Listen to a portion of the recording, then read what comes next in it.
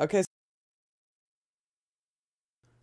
Hello, and welcome back to We're Not So Different, a podcast about how we've always been idiots. My name is Luke, and I'm an amateur historian, and as always, I'm joined by Dr. Eleanor Rykener, who is anything but.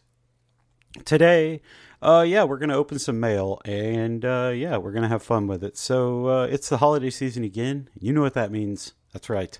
Schedules are crunched due to traveling and general holiday demands. You got Christmas, Advent, Saturnalia, Winter Solstice Festival, I guess, Hanukkah, early Ramadan, perhaps, and, a tip-top tet to finish out that joke. So that's a lot. And instead of doing a new episode during December travel, we're actually just going to be doing a couple of different things over the month.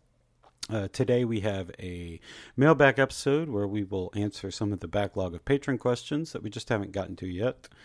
Next week, we will have an interview with our old friend Patrick Wyman, who will be on to talk about medieval dads and more. And we'll also have a current events bonus episode that we do from time to time. Then we'll be having a general mailbag episode where we answer questions submitted by anyone who responds to our posts on Twitter and Blue Sky. Yes, that's 2 mailbags in the same month, but they're fun and people seem to like them. Also, they're easy, so just go with it. Lastly, for the week of Christmas, we will unlock an old bonus episode and also hopefully have our second bonus episode on Andor out that week, though it may get delayed because, it's Christmas and all that jazz. So that's what you've got to look forward from us in December 2023. But for now, as we said, we got mail that needs to be unbagged from our patrons. And, I'm just going to do the plug here because we got a whole bunch of these questions. And that's great. But if you want to ask us questions that we normally answer at the beginning of each episode, but this time gets a mailbag, then, subscribe to Patreon. Patreon.com/WNSDpod. It's great. You'll love it. Bonus episodes, ad-free regular episodes, etc., etc. Anyway. On to the questions. First one we got is from Ollie Kant, who says, I have a question in relation to names in the Bible. How and why is it that they've become so Europeanized/anglicized?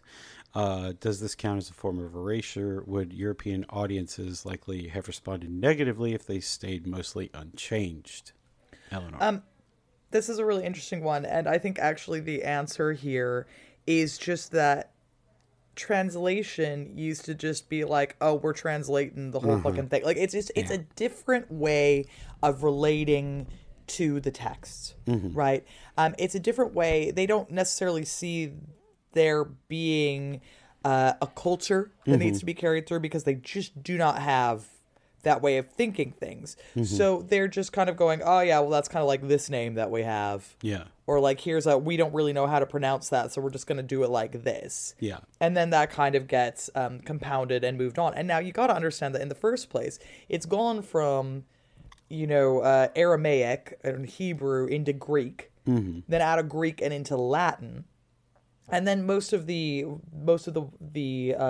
varying versions that you see in vernacular languages have been then done out of the Latin. So what they're actually doing when they're translating them into like European or anglicized forms, they're doing it from the Latin. Yeah. Right? Like not from Aramaic or something. So you would have to like go back and get that name in the first place. Do I think that, so say for example, 17th century or 16th century Europeans would have reacted negatively to foreign names? Yeah. I do. Yeah. I do. I think that King James and his little Bible, I think he would freak his fucking mind if you had like foreign names, like he's out here theeing and thouing it up. He's like, making things as British as he can. And I just don't think it would have worked for him. Noted real jerkface, King James. True. So like that's at play. That's certainly at play, but we got to understand, too, that it's gone through so many rounds of translation by the time that we're translating again that it's kind of like much of a muchness, Yeah. So, I'd always kind of been under the impression that the names, like, some of them are anglicized and some of them are just like, you say Paul this way in Greek and you say it this way in Latin and you say Paul in English, you know, and it's like, you know, does Paul sound different in all these languages? Yeah. Is it different in Hebrew? Yeah. But at the same time, if you're writing something in vernacular, then you're not going to leave the name in Hebrew. So you would need it to like make sense probably to like somebody be able to read it. Yeah.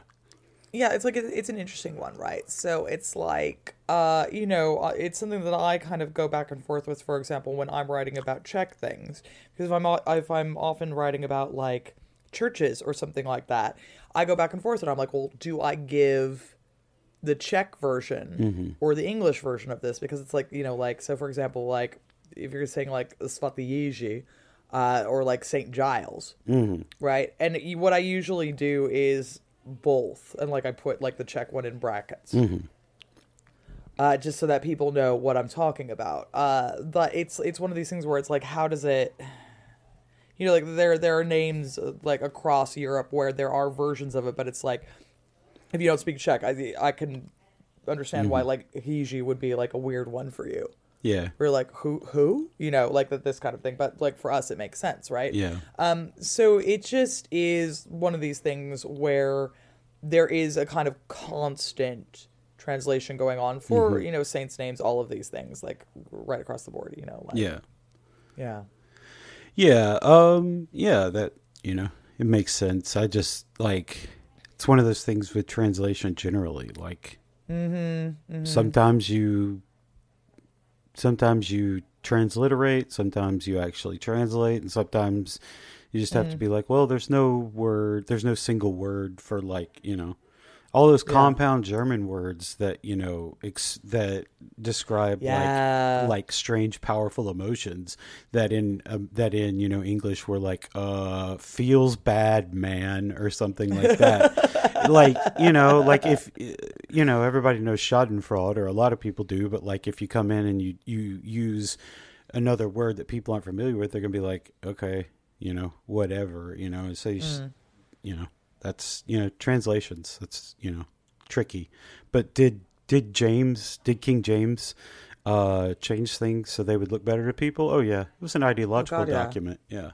Right. Oh yeah, completely. So it's like there are political things going on as well. Like, so, it's a little bit of column A, a little bit of column B. Partially it's like, oh, it's just customary. They don't really care in the same way. But then part of it, it's to do a Zizek, poor ideology. Trash can's ideology. The whole thing's ideology, front to back. Yep. Yeah. So thanks, Ollie. The next one we got comes from Gafsy, who says, in the Middle Ages, Europeans had a great deal of respect for Saladin, despite him being Muslim and kicking their asses. Were Christian rulers treated with a similar attitude in the Islamic world? Not so much. Well, the thing is, Saladin actually famously kind of got on with Richard the Lionheart. Yeah. So they were broing. Yeah.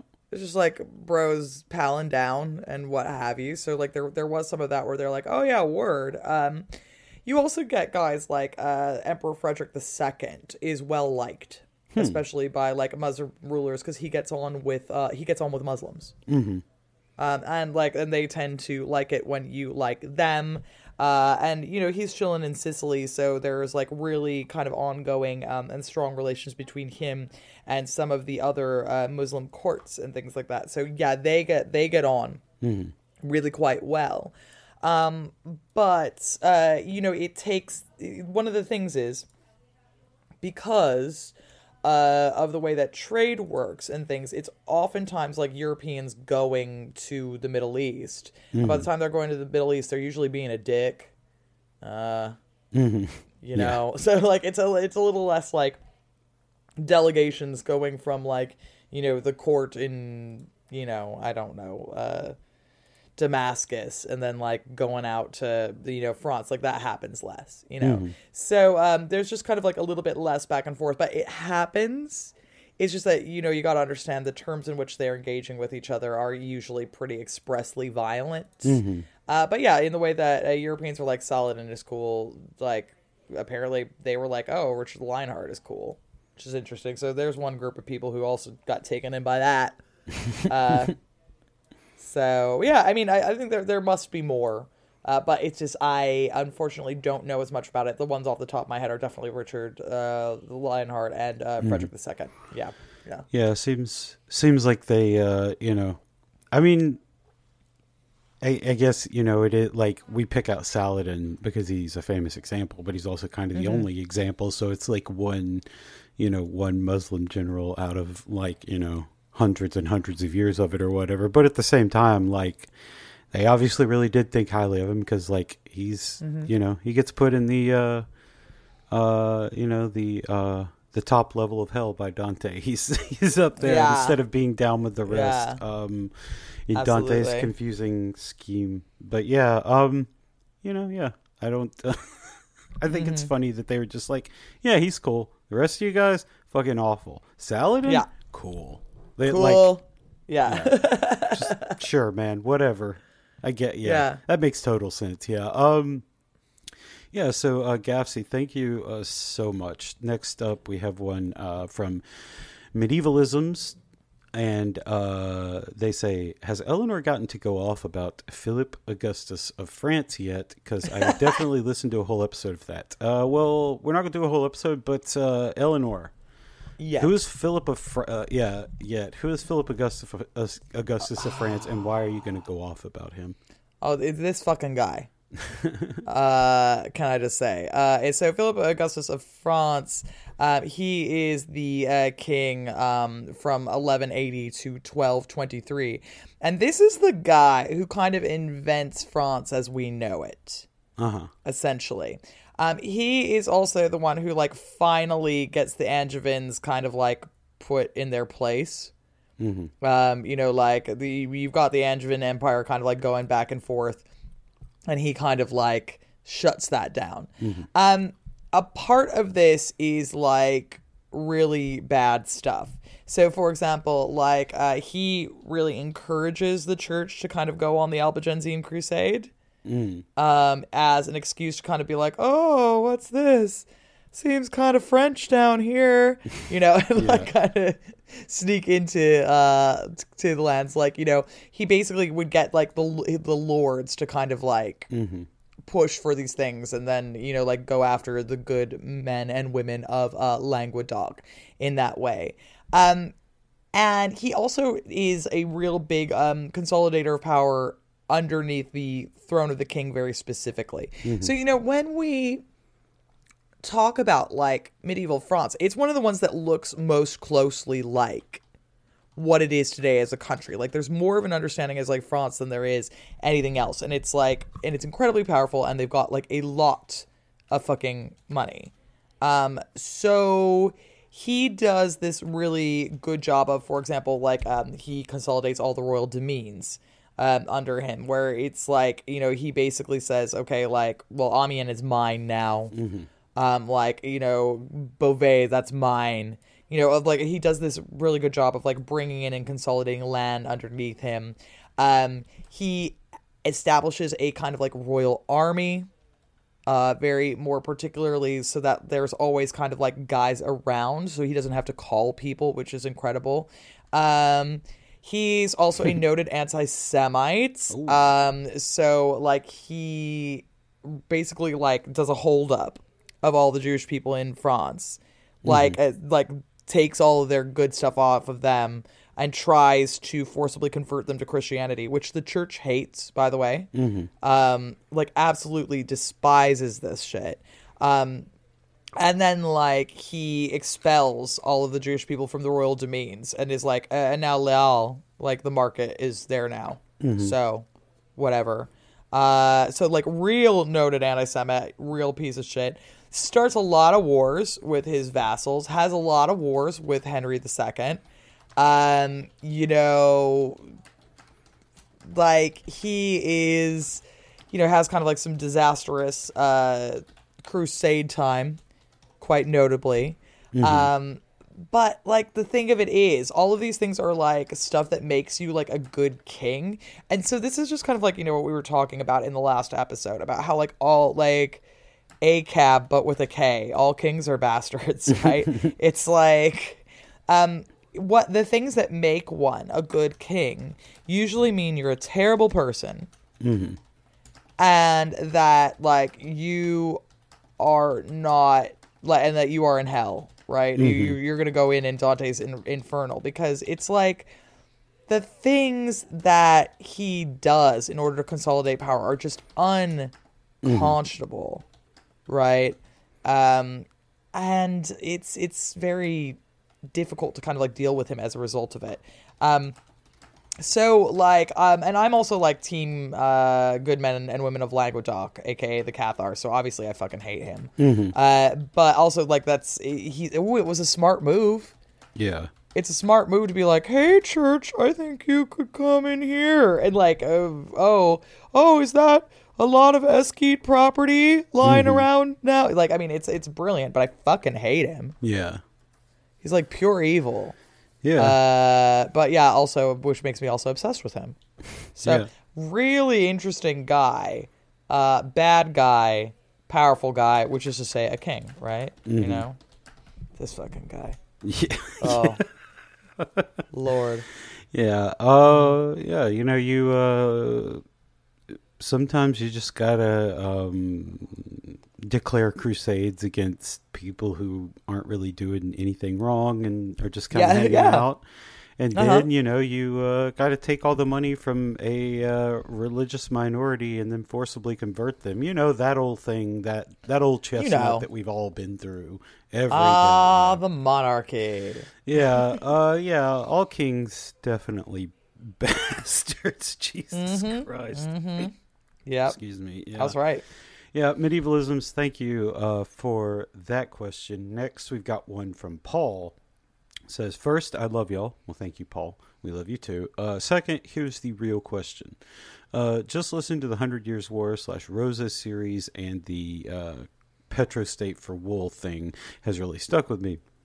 I was listening to the very trivia-centric No Such Thing as a Fish podcast, and one of the facts they talked about was that in 16th century England, there was a law that mandated people be buried in wool rather than linen to prop up the flagging wool industry. Was this a real thing? Was this a very clumsy attempt at protectionism? Was the foreign market that drive for that sweet, sweet wool? Again, love y'all, and Luke, being from Texas, commiserating with you on the summer's hellish heat. Yeah, it was pretty awful, Paul. But Eleanor, what do we got here? Okay, yeah, shout out, No Such Thing as a Fish. I was on one of their sister podcasts the other week. We Could Be Weirdos, so if you want to hear me talk about ghosts and shit, I'm on that one. But yes, the short answer is this is real. It's a 17th century thing. So, and there were two acts of parliament about this. There was one in 1666 and one in 1679. And it basically stated that shrouds for the dead had to be woolen instead of linen. And yeah, it's a really, really clumsy form of protectionism where they're like, well, you need to be doing it too, right? Like what they're kind of like saying here is that you need to also be participating in the wool economy. Now, there are exceptions that could be made for if you have plague victims or you are completely destitute because wool is more expensive. Right, than it is to get a hold of linen because, you know, linen comes from flax. People can grow it more easily. You don't have the kind of conversion. You know, you don't have to feed a sheep something and then do this, that, and the other. So wool is a really expensive choice for it. And they are like, quick, there's not enough wool being sold. And the 17th century is a real fucked up century.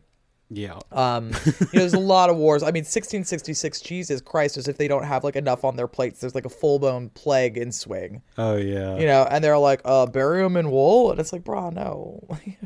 that'll do the trick. That'll solve all our problems if we just mandate burial regale.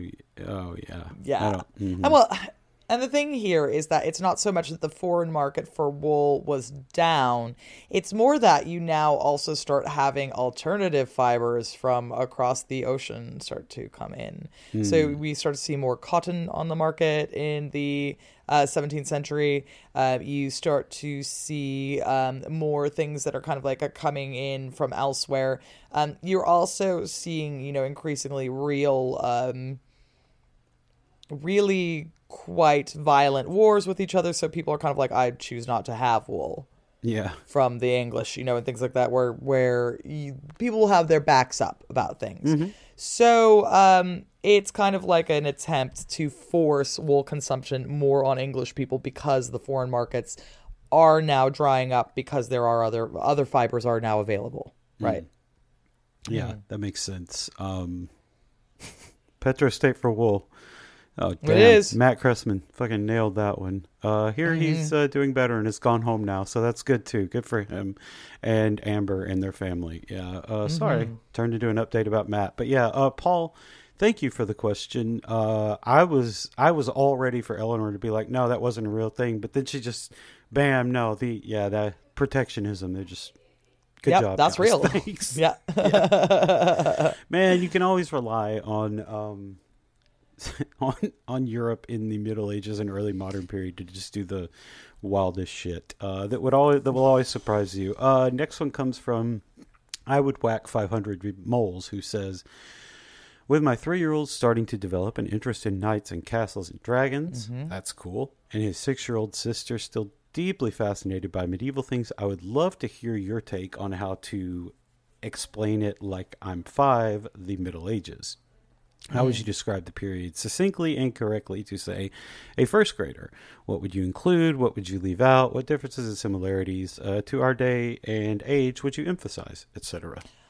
So I would say that the Middle Ages is a time when you have lots of kings and queens that control their kingdoms. Most people are farmers, and the kings and queens are kind of like landlords that you have to give money to in order to do your farming. The knights help out the kings, and they look after them, and they fight battles with other kings for land, and also sometimes they help the kings take money away from the farmers. The other thing that's really important that's going on is stuff with the church. And the church is very, very important, and people love to go to church and learn new things about God, and for them that's considered very, very fun. And people who are in the church are considered really important people and very smart, and everyone is very interested in seeing what they have to say about the world. And so when people want to go on vacation or holiday, sometimes people go to other churches to see new things, and that's a big way that they travel. And it's a little bit different to today because kingdoms can be much smaller. Maybe you just have a lord instead of a king that controls your things. So it's not like things are all the same everywhere. What is true in one place isn't always true in every single place, but that's part of why it's really fun and interesting, is because everywhere is doing something that is very slightly different. But still, little kids love to go play outside and have pets. They also like to learn to ride horses and play in the woods, and they're just like you in a lot of ways. But also, they got to help their family with chores way, way more. Yeah. So you got to be careful for that.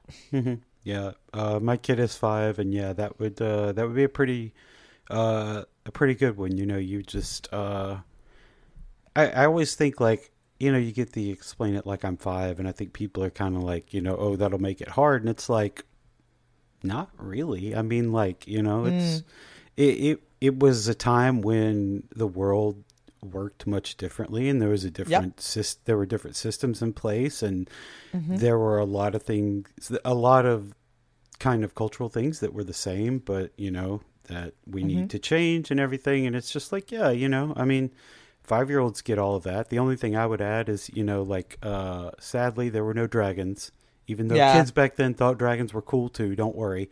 And China probably did it earlier and better throughout the entire Middle Ages.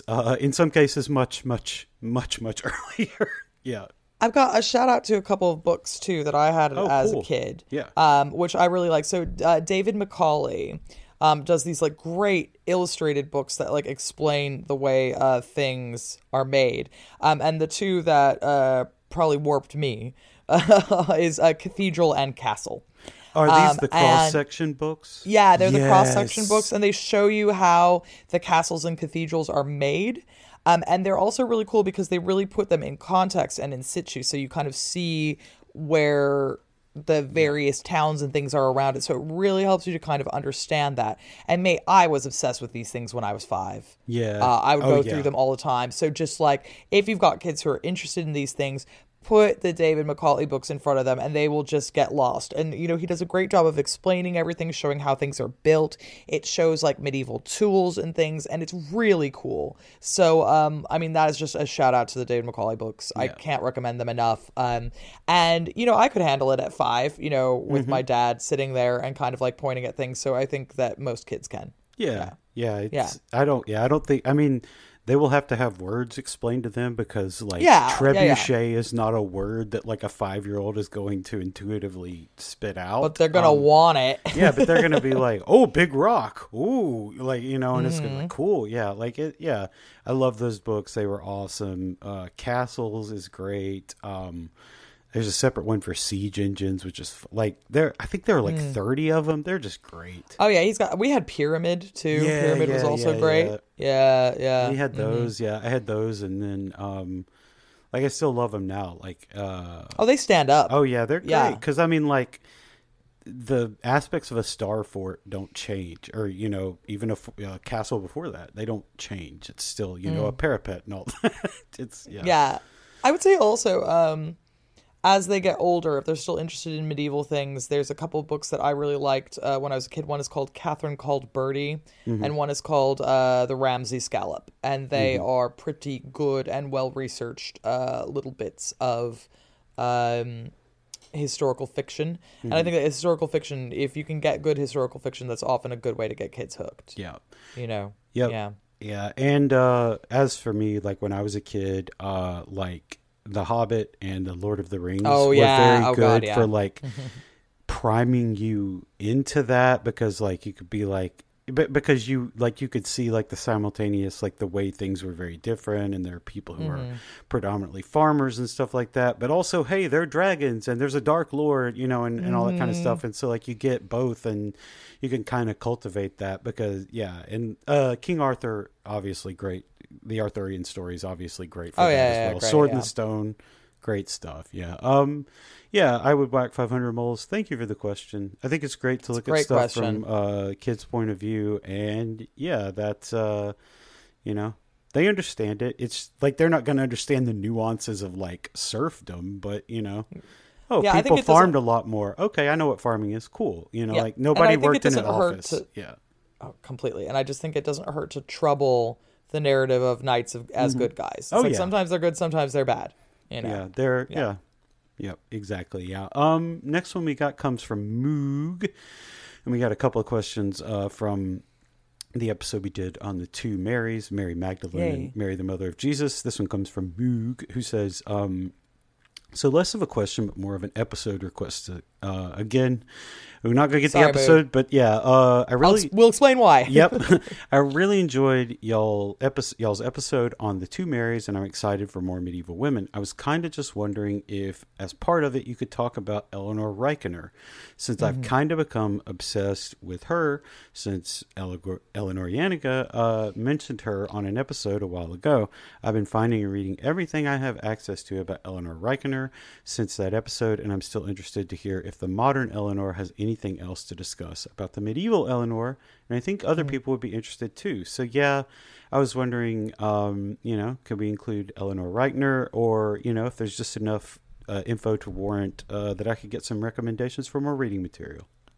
Oh yes, so this is a good one. I need to pull together a list that we can throw in the show notes for this. Is the answer to that? But the thing about Eleanor is we don't know enough to do a whole episode on her. But I can give you the broad strokes. She is a sex worker.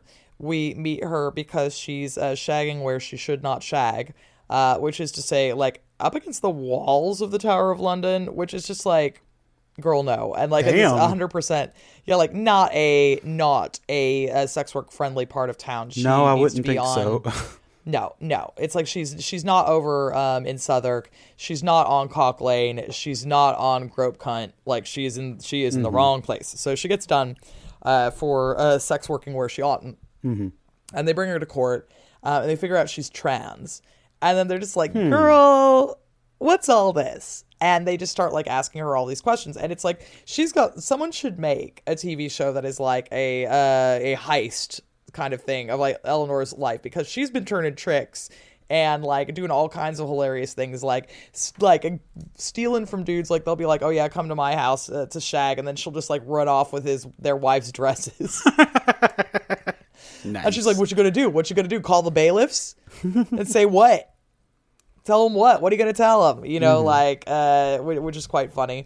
And what's really interesting about her is that she says that she transitioned, like what we would say transitioned, like at this inn in Oxford or Oxfordshire somewhere. And there's just like a whole bunch of trans chicks running this brothel out there. And they're like, oh yeah, we'll show you how to be a lady. Here you go. And it's like very like elder queer care. It's really sweet. It's very, very kind of like what we would expect to see today. Fun fact, if you're trans femme, you drink mare's piss. Like, especially the piss of pregnant mares, because it's got a lot of estrogen in it. Interesting.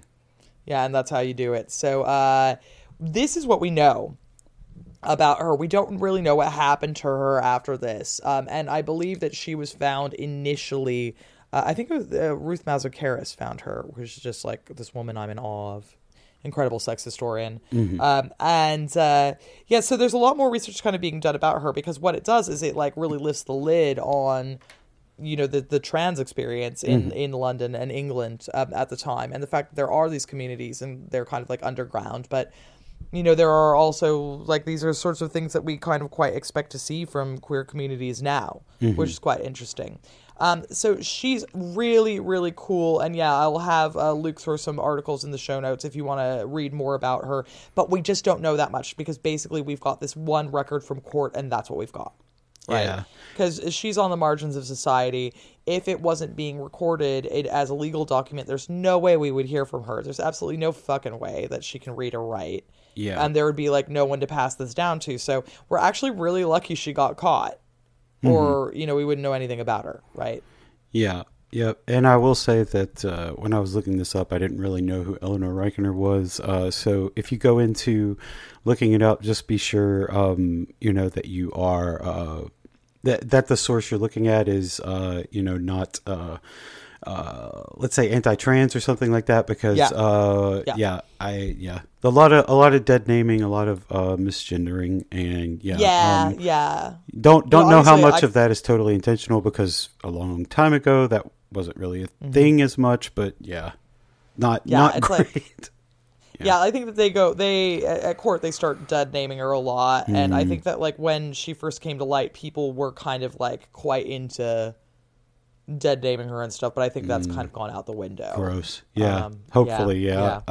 So, you know, it's that's the first question we got on that. And Moog, thank you so much. As modern Eleanor said, we will include the links on medieval Eleanor in the chat, so you can get some good scholarly info on her, and what the trans experience was like in the late Middle Ages, early modern period, that kind of stuff.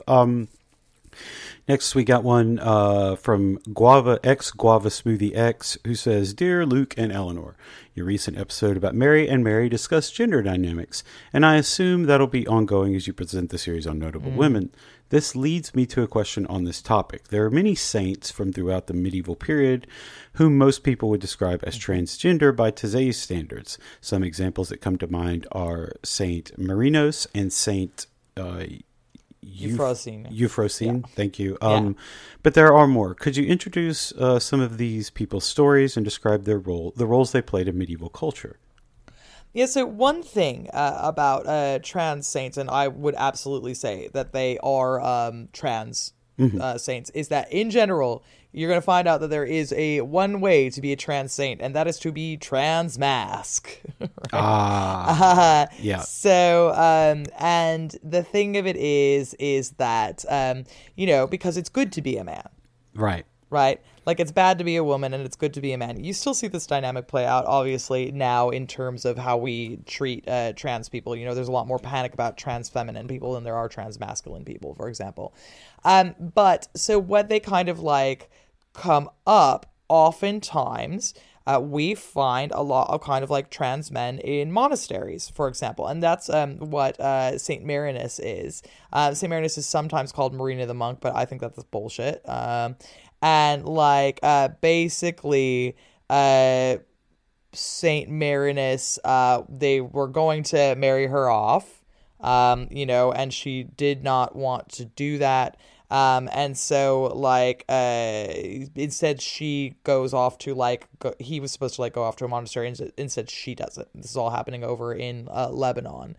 And then basically she says, I'm going to live as a monk with you. She shaves her head, she starts wearing men's clothes, and bada bing bada boom, she takes on the new name Marinus. And basically everyone is all like, oh well, yeah, Marinus is just like maybe a eunuch, who knows, who cares. Eventually her father dies, and then Marinus, I don't want to keep doing that. He becomes more and more aesthetic, more and more really intense in his practices.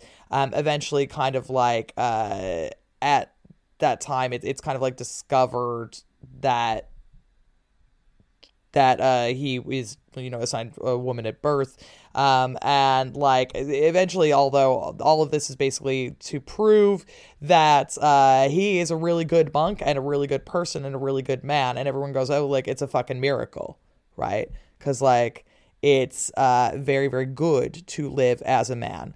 And also the thing of this is we do find they're not necessarily saints, but we find monks all the time about who this is true, where brother George dies and they're like, oh, would you look at that, so these are this is kind of a common thing where you're like, oh, you can absolutely make it in the monastery as a trans mask. This is something that kind of definitely goes. So basically you have these people who come up over and over again, and it's very much considered a mark of their holiness and the richness of their devotion that they can come across as men. Mm-hmm. But yeah, people did it all the time. It's really, really cool. Mm-hmm. It's also big in the kind of late antique period, early medieval period. It's got lots of them are kind of from Lebanon or Egypt, places like that. Yeah. Mm-hmm. Cool. Yeah. It's cool, right? Yeah. You got you got people, hey, we're not so different in a good way, everybody's just doing their thing and they're cool with it. I mean, they were cool with it enough to let Joan of Arc walk around in men's clothing for a while and lead some armies, so it must not have been that foreign to them. But yeah, cool. Yeah, so thanks X Guava Smoothie X for the question, and yeah, it's yeah, I mean, it might be cool to just kind of do. We might be able at some point in time to kind of throw a bunch of them, do a trans mask show, just shout out to the trans masks or something like that, because we just get to hear more about them, because since it's considered holy to be a man, we just get more. It's the two genders, sex worker and saint monk. Yeah. There you go. There you go. Yeah. I was just looking up real quick on Euphrosyne, and his description on Wikipedia is just legendary virgin. Cool. Yeah. Oh, fucking Jesus. He's cool as hell, because basically it's again, dad wanted him to get married, and he was no, runs off, joins a monastery. Then eventually the dad joins the monastery. and is like on his deathbed. Oh, I shouldn't have like fucked my daughter over like that because she ran off and I never saw her again. And he's like, pliggity blow. Really? It's That's me. awesome. It's me the whole time, and I knew it, and I was keeping it from you or whatever. And I think that one's pretty funny. Like that. That's so cool yeah. that they reconciled. That's amazing. It's nice, right? Yeah, that's crazy. Yeah. So yeah, Guava Smoothie. Thank you for the question. Next one we got is from Jonathan Freeman, who says, "Does nobody's favorite Tudor, Henry VIII of England, deserve his particularly bad reputation? When compared to earlier medieval monarchs, was he exceptionally promiscuous, tyrannical, profligate, anti-clerical, or egotistical? Or has popular memory just turned a blind eye to many others like him? In short, does this early modern monarch look any better through a medieval-looking glass?" Actually, I think what is going on is that through the medieval-looking glass, they're like, "What the fuck, bro?" Because it's like actually it to a certain extent it is medieval people looking at it that is what makes it so wild, because it's like no one's saying don't shag. Like, I mean, it's not about him being like profligate or promiscuous, because they're all shagging, right? Like, you know, they are all like absolutely getting it away, right? Like, but it's the divorce.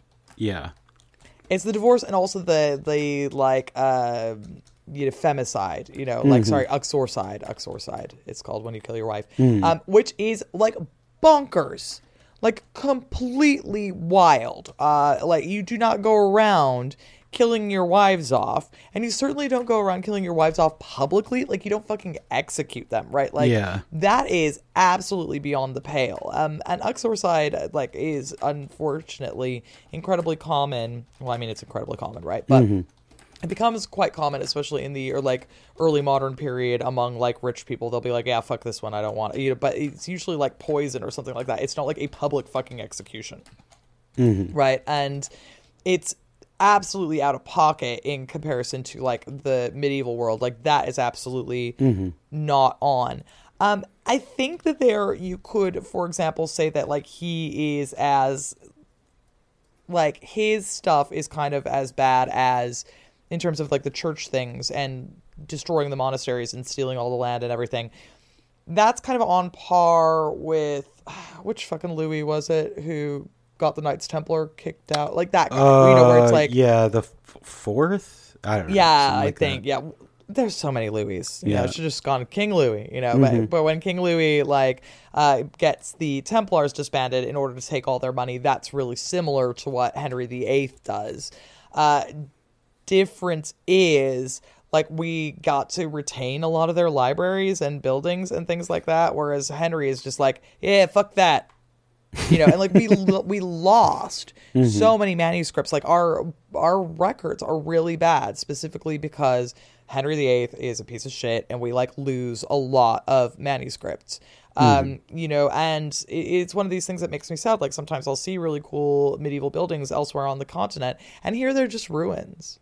You know, and so like we lose architecture, we lose things very directly because of his whole little, oh, we're Protestant now, and not even that we're Protestant now, but like, I gave this land to my homie, and like things are falling apart now, because other Protestant countries don't have the same problem, right? Like, this is a uniquely kind of Henry thing. Yeah. And he is kind of like egomaniacal, and he is just like a real piece of shit. And like, the thing is, yeah, he is bad. Like, at the time, everyone is like, Jesus fucking Christ, this guy. And, you know, part of it is like a gauchness. Part of it is just kind of like the smashing through everything. I think also part of it is that he wasn't supposed to be king, so he wasn't raised right. You know? So he's just kind of like a bit of a dickhead. But yeah, he definitely is that bad. Now, again, ACAB with a K. But that's more to say, this is more about how Henry is so bad and not how other kings are good. I just want to make that clear. Yeah. Yeah. I mean, like, as far as Henry himself goes, he's just like from us looking at him, I would say that like he's kind of bog standard as a lot of this stuff goes, like just in terms of like who he is. We'll talk about it a bit more in a minute, but like most of these monarchs, like, they're, wife beating, cheating, philanderer assholes who like murder people on a whim and everything like that. And I mean, that's what Henry did. So like, I think a lot of the stuff, like when people are like, he was especially bad, it's like, he's only especially bad if you really, really care about, he's only singularly bad as like one of the worst villains there is. If you really care about the Catholic Church, or if you're just like, or if you're like, well, the ramifications of everything that he did were so much that he takes on this thing, and you could be like, well, yeah, like the Protestantism that infects America, and the weird, like Protestantism that swept the globe under like, the Pax Britannica and all that shit is like, yeah, that's bad. But at the same time, like, I mean, he definitely wasn't the first guy to be like, I'm starting my own church with, blackjack and a new wife. And exactly. Yeah. He wasn't the first guy to do that. He wasn't the first guy to try and start his own church. Like, he wasn't even the first guy that tried to split off from the Catholic Church. There were plenty of quote unquote heretics who did, and then the Hussites, obviously. And it's just like, so that's his thing. But at the same time, like, yeah, he's an evil guy. Like, I mean, like, oh yeah. Even, there are some kings who are like, oh, like they tried to do well, or like some of the stuff they did on balance is actually kind of good. And, you're just kind of like, well, you got to hand it to him sometimes. But like, yeah, he's not like that. He's just, he's not one of them. No. I get why people are interested in him, and I get that stuff. Fascinating man. Yeah, and I think fascinating man. When we talked about it with Phoebe, and she's talking about how like there's this kind of tendency to look back and like label him as like a specific misogynist or something like that. And it's like, he lived, I mean, like, did he treat his wives poorly? Obviously, but like he lived during a time when like that misogyny was kind of like rampant. And so like how you're singling out his, from the guys who just slept around on their wives and treated and beat them and treat them like shit, or locked them in towers, as it may be. He's kind of standard in that regard. But it's kind of the public nature of it. It's the public nature. Yeah, exactly. Yeah. Jonathan, thank you so much for the question. Next up, we got Princess Sparkle Pants, who says, just listened to the episode on mining, and two questions popped into my head. Given how difficult mining was, given how difficult mining was, how much did they recycle materials, melt down broken plows and reforge, etc.? Did this extend to other materials as well? You talked about lapis, but what about other precious gems, diamonds, rubies, etc.? Did they import these, or did they opt for something like colored glass? Oh, this is a great question, which I love. And the answer is yes, they do reuse things. So if your plow gets really fucked up or whatever, you might just take it back to be like smelted down and reforged. Because again, these things are at a premium, just as you've already stated. So you're bang on there.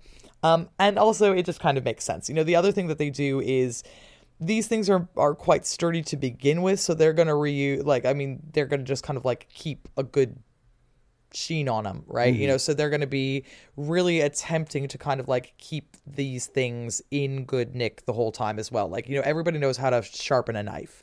Everyone knows how to kind of like take care of their plow. And if something goes wrong, they will just have them reforged a lot of the time, unless they can afford something else. But even then, you can probably sell it back to the blacksmith in order for some money off of something new, right? Now, in terms of other gems, yeah, they've got other gems. So you can see real cool examples, especially on crowns from the time, and they do this funny thing where it's like they don't carve them the way that we do. How we will have like facets of gemstones and stuff. They're just like, pablow, you like that, bitch? They've just got like the whole rock. Like when you get like a semi-precious stone that's been polished or something, they've just like got that on a crown and stuff. And they're like, and there's a ruby and a sapphire. There's an emerald and an amethyst, right? Like there's like diamonds, they don't like as much as we do, because like the whole point of a diamond is you've got to like have it, cut in order to like, that's just a crystal looking thing. Like, I mean, they'll use them or whatever, but like they're kind of like, and here's a crystal and here's this and here's that. They're also really into reusing like Roman intaglios or cameos if they find them. They like Roman pieces, and they will kind of like implant those into crowns. They also go crazy sometimes and just put stuff in like walls. So my boy Charles IV in my favorite castle, Karlstein. You can look these pictures up. He's got this like very fancy chapel, and it's got walls that are inlaid with gold, precious stones, and pictures of saints. So they've got just like these huge pieces of jasper and stuff that are just in the walls, like, and the walls are gold, and there's just like dozens and dozens of portraits of saints, and they're so cool. They're really, really cool. So you see gems and semi-precious stones used just as decoration as well. So yeah, they go really big. It's medieval, so it's maximal. And they just like to have, they're like, the more there is, the more there is, right? So they'll go hard on it. Absolutely. But they also are a little bit less like applying the hierarchy of jewels that we have, because they're very happy to put an amethyst next to a sapphire, and they don't care, right? Mm-hmm. They're just like, it's pretty. And I'm like, you know what? It is pretty. You are correct. Like, yeah. It looks nice. Like, yeah, you're goddamn right. It does. It does. I love it. Like, it looks kind of like a kid stuck a bunch of jelly beans on a crown sometime, but I'm really here for that. Yeah. I like it. I think that's good. They'll put them on books. They're just like bedazzling a book cover. Yeah. It's great. Yeah. Mm-hmm. Yep. Oh, yeah. Well, Princess Sparkle Pants, thank you for the question. We got a couple more. The next one comes from Shell, who says, I don't know if this has been answered already, but for the past year, my Facebook algorithm has been relentless in recommending me an Atlantic article about the medieval practice of, quote, 2 sleeps, end quote. 1, 2, sleep, sit before you. Anyway, sorry. The practice of 2 sleeps, i.e. getting up for 1 to 2 hours in the middle of the night and doing whatever activities can be done by firelight at 2 a.m. I've admittedly done only cursory research, but most of the other articles I've seen on the topic simply point back to that Atlantic article for reference. So how common was this practice? Was it actually viewed as the natural way to sleep, or were there other practical concerns that caused people to break up a perfectly good night's sleep? Is this simply exaggerated clickbait trying to appeal to the narrative that people in the past lived a more natural / simple / happy existence, or is it based in historical fact? So the thing of it is, I think that like this is a little over-egged. And so in the first place, when people are like, oh, it's like it's a common medieval practice, a lot of the things that we have that point to it are early modern. Like, I'll be like, okay, yeah, but that is like from the 17th century. Like, that's not medieval at all, right? So like, and like very occasionally, like you get kind of references to kind of like getting up in the middle of the night for things, but like, I'm not quite sure. Now, the weird relationships to sleep certainly exist in the Middle Ages. Like, so for example, monks wake themselves up in the middle of the night on purpose because they know that it fucking sucks, right? Like, so they like are doing it as a way to kind of please God. But yeah, I'm not particularly convinced by this as being something that is like medieval, because I haven't seen the evidence that says that medieval people do it. I've just always seen early modern stuff for it.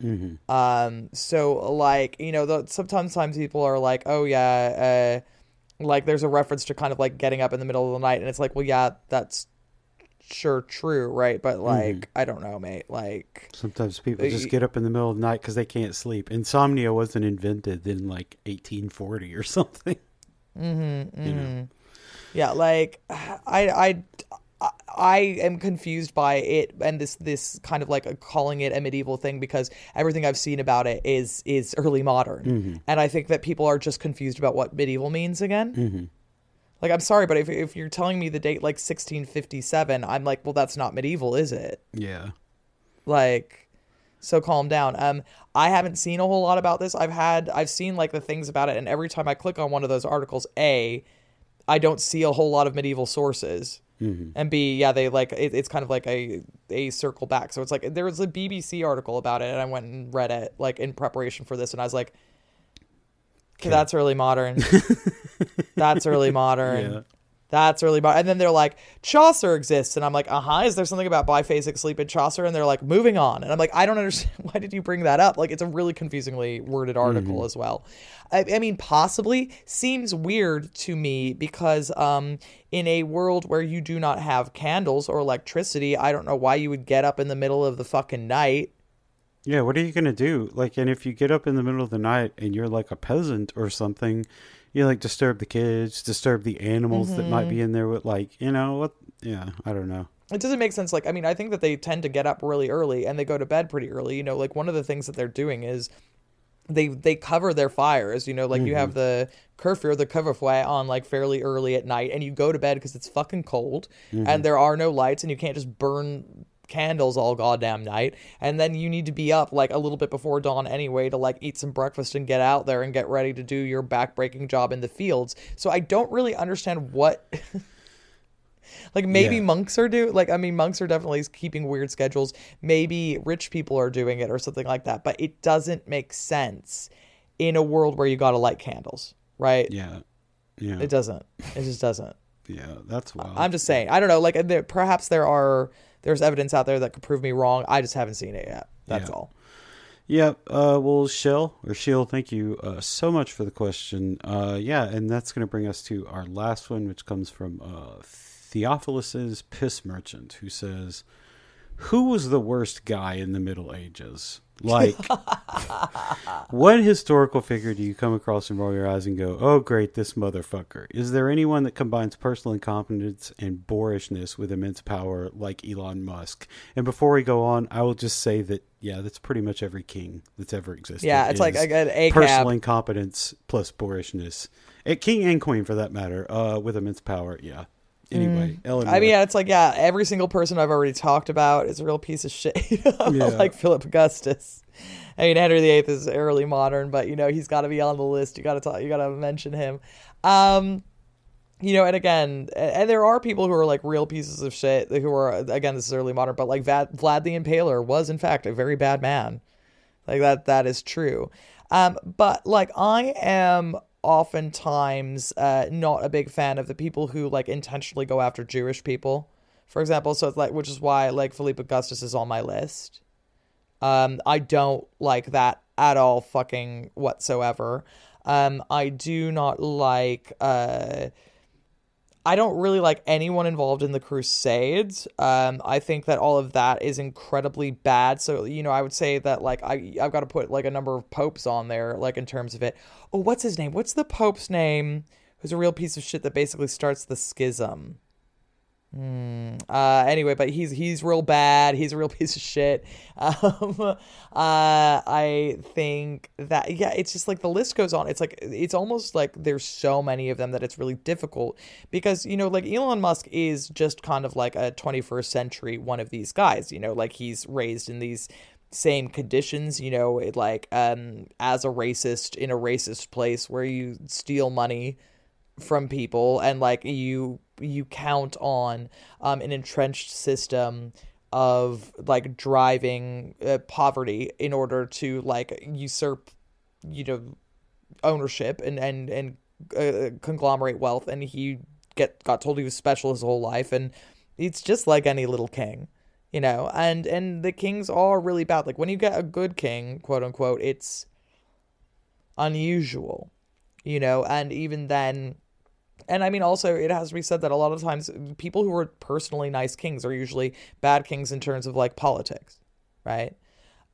So, you know, like there are certain ones that I think kind of get a bad rap. Like I go on and on about how I think that like King John of England wasn't that bad, all things considered. It's a little bit of a, I'm like, I mean, like I think that Richard the Lionheart is worse. You know, I just think that King John just kind of like it's kind of like musical chairs, and the music just stopped and there wasn't a chair for him, like kind of a deal. But then there are real evil dudes like Pedro the Cruel. He's a real piece of shit. Like it's just, there are lots of monsters across the Middle Ages, and it's difficult to say. But I mean, basically, throw a rock in the air, hit a royal, he's evil, or she's evil, pretty much. Yeah, which is like, that's not a useful thing to say, but I'm just like, yes, all of them. Yeah, I mean, like, the issue with like doing like the moral thing is like, every person that I can ever think of who like ruled over a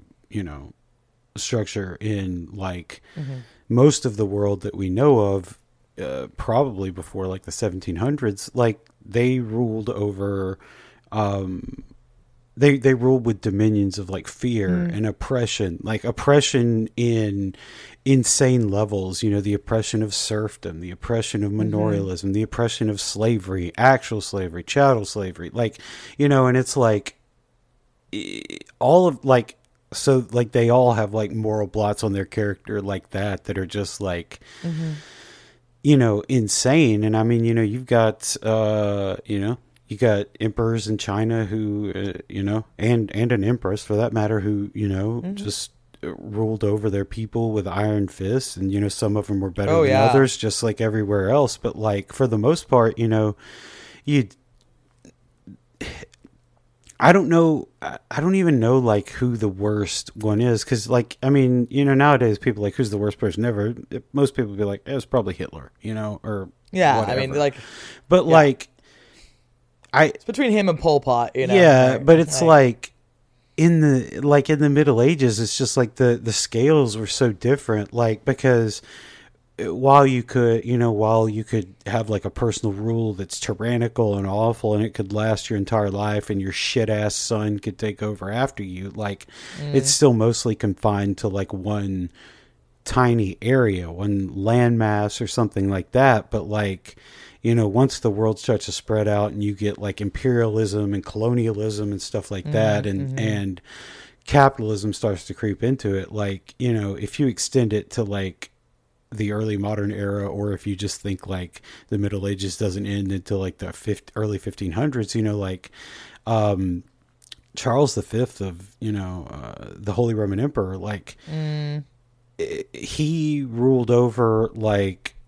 he ruled over the Holy Roman Empire in Europe that dominated all of these smaller groups who probably wanted independence, and suppressed anything that he considered religious heresy, except, the Hussites in a very specific place. And that was all done with like serfs or peasants, manorialism and all that sort of stuff. And then at the same time, there's Spanish America, and like they're instigating the hacienda system, over which is basically manorialism. They're instituting it in the New World and killing these people and suppressing their religions, and beginning that work of genocide. And I mean, like, so like from like a I guess like a broader perspective, I would say it's probably him. But like he is a real piece of shit. but like like the Middle Age, like strictly medieval. Fuck, I don't know. Like, I gotta Vlad, say, I think, I don't know, like. But I think Vlad is early modern. Oh, is he? Okay. I mean, I think that like, I guess one thing that I will say here is that like, I mean, there's plenty of evil motherfuckers in the Middle Ages. Do not get me wrong, but I think that like, you get to the early modern period, and these fuckers take the cake. Yeah, because it's like all of this plus slavery. It's a combination of like what we would consider the backwardness of like medieval understanding, and that's not to say they're all backward or that we're so much smarter than them, but like the way that they understand the world, you combine that with the ability to dominate subject populations across the globe, who you are like, well, yeah, they're worse than we're better people than they are because we're not taken over. And like once you have those two things together, like 1492 or whatever date you want to say, when like the age of exploration, the age of imperialism began, is like Bad you scene. know, you can start extending that everywhere. And like, I mean, it is true that, you know, Genghis Khan, you know, he killed millions on the way to doing the Mongol Empire. And, you know, it's, you know, so it's like, there's a lot of them, but, you know, it's just, I don't know how like one of them would really stand out from the, maybe, who's the one with the mountain of skulls? Oh, fuck. Yeah. He is the. God damn it. This sucks. We did that whole episode. Yeah, on we him. did, and it. Oh my god. Yeah, and it's on the.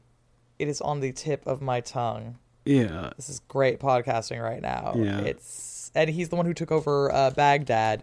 Let's go. Here we go. Mountain of Skulls. We're Googling, people. I am Googling. Oh God, it's been a long day. And it is Tamerlane. I kept going, oh, it's Temujin, and I'm like, no, that's no. That's... Yeah, I was doing the same thing. I was like, it begins with a T, and my brain kept going Temujin. It's like, no, not the same guy. Yeah. I mean, if the Mountain of Skulls is real, I mean, that's pretty fucked up, man. Pretty bad. I mean, although it is metal. Yeah. And we have to give away points for that. Well, yeah, you know, yeah. But, you know, you just like, I think there's, and I'll be honest, I think there's probably cruelty that will go forever unknown because it's lost to the sands of time, just like so much, you know, from the ancient era and prehistoric times, obviously, and the Middle Ages, too. It's just like... And it's normalized. Yeah. Oh, yeah. Like, I mean, that's the thing. Like, we hear about, like, the Mountain of Skulls or, like, you know, Genghis Khan, the Mongol Empire, you know, expanding. Yeah, Alexander the Great. He's a real piece of shit. Yeah, you know? Exactly. Like, it's just like, you know, that's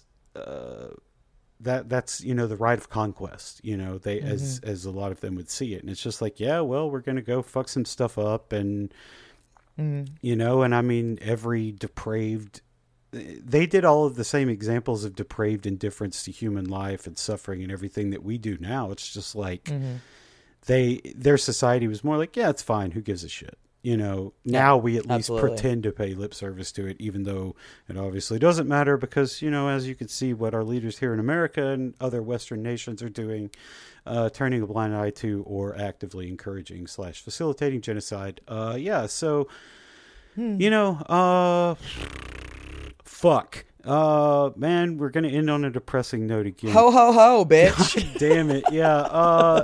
Thank you, everyone, so much for listening. Thank you to the patrons for all our questions. They're great. We have still more to get to, but yeah, you know, when you do one per episode, it's kind of hard to get to them all. So we got to do the mailbag, baby. So we got to do the mailbag, exactly. Yeah, so thank you so much for listening. If you want to be included in future mailbags, you know the deal.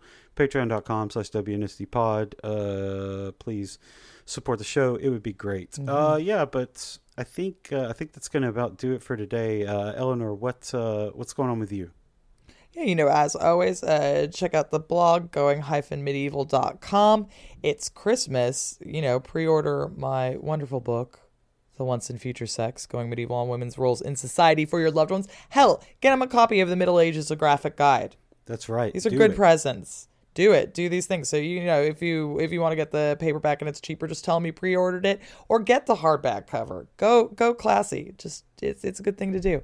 And then I'm on the socials at Going Medieval as per usual.